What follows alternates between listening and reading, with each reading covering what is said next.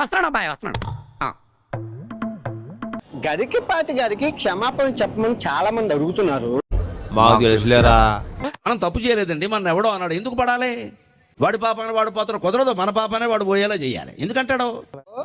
గరికపాటి గారిని తిట్టాను, 2021లో తిట్టాను, 2022లో తిట్టాను, 2025లో తిట్టాను.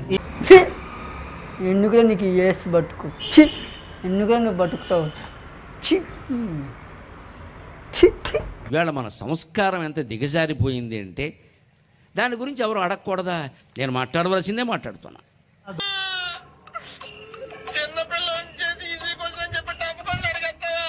బాగా ఇప్పటిది కాదు, చాలా పాతది.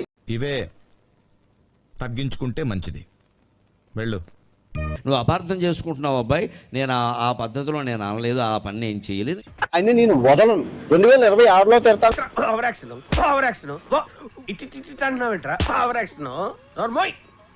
2027లో తిడతాను, 2028, 2030 ఆయన చచ్చినంత వరకు తిడుతున్నాను.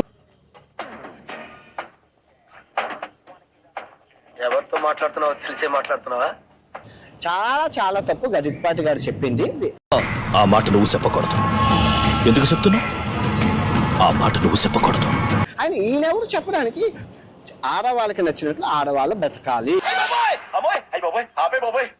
ఏముంది ఇందులో? నీ దైత్యం తప్ప నాకేం కనపడతలేదు. ఈయన క్షమాపణ చెప్పినంత వరకు నేను వదలను. అండ్ ఎవరికైనా చూపించండి రా, వదిలేయకండి రా బాబు అని అలాగా కూర్చోబెట్టి చెప్పండి రా, వదిలేస్తారేట అలాగా.